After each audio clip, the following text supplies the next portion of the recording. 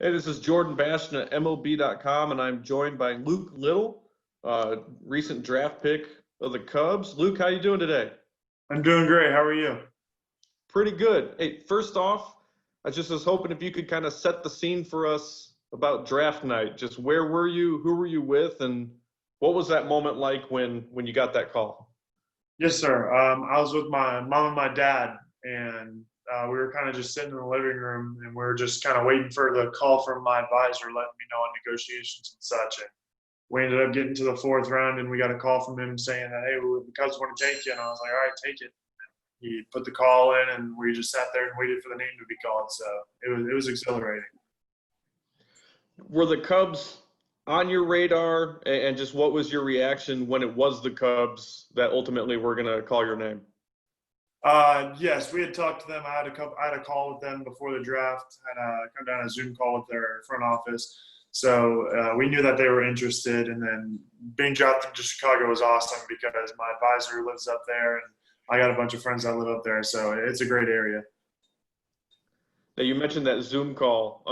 I'm sure if you did those with other teams too, different teams take different approaches to it. Yeah. What did you think of the way the Cubs approached that, where it was kind of a player development call? You know, I think they maybe looked at some pitches or discussed a little bit more than just basic interview questions. Yeah, we actually went through a whole process. They kind of wanted me to analyze some at bats and kind of like let them know what was going on through the at bats and what I was thinking through my through what was going through my head. So And what was your feedback of, just from your end of things, kind of what was your impression of their organization and their resources and things like that? yeah, it was very impressive. I know they like to use a lot of software, which will help me develop a lot. So I think I have a really good chance at developing into a pretty good starter or reliever, however they want to use me.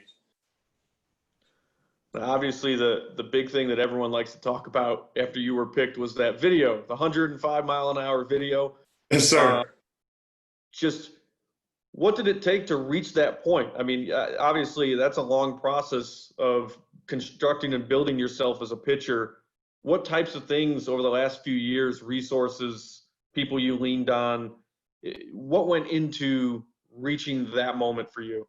Yes, sir. It was just years and years of changes. I've been tweaking my mechanics since I was a sophomore in high school, so about 4 years.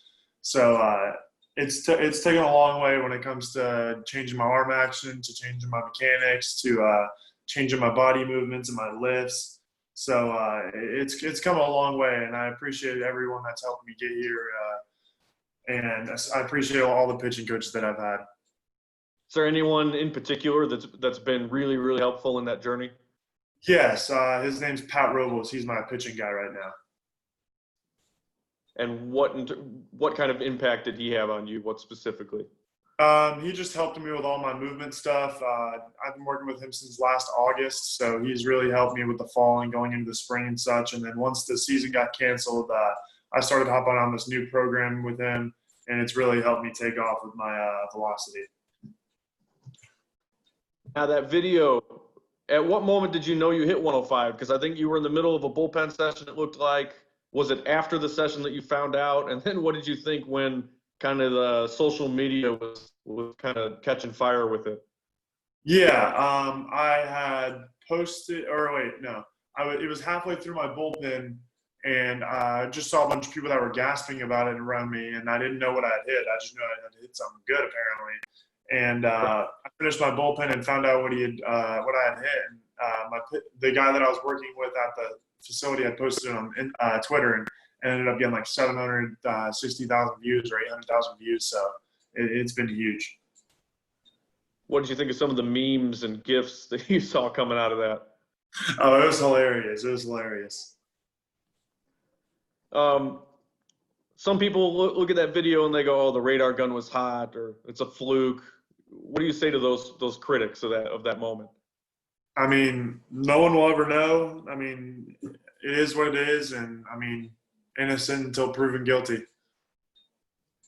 Now, describe yourself as a pitcher in terms of what would you normally expect if it's a regular relief outing, 1-2 innings. what are you throwing? Where are you sitting velocity wise?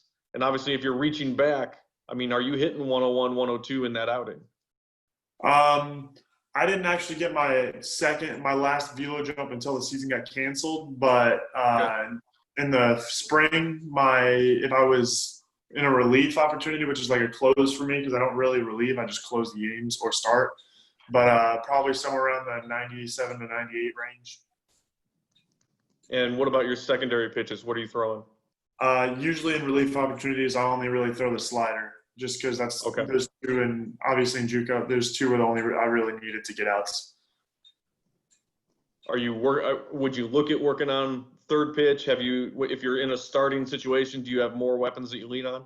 Yes, sir. We still I'm developing my changeup and my curveball still. I usually only use those in starts.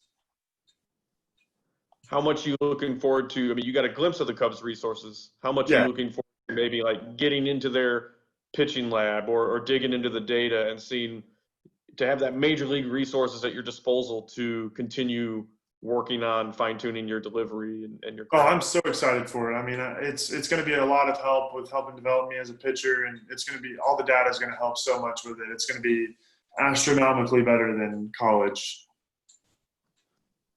And what do you think you have to do to become more consistent? Because I think we look at your numbers, you can see some walks. You know, some critics might say, "Hey, his delivery is inconsistent. He's got to, you know, that we hear that a lot with big guys like yourself." So, what do you need to do as a pitcher? Do you think what areas to tackle Yeah. to really get consistent?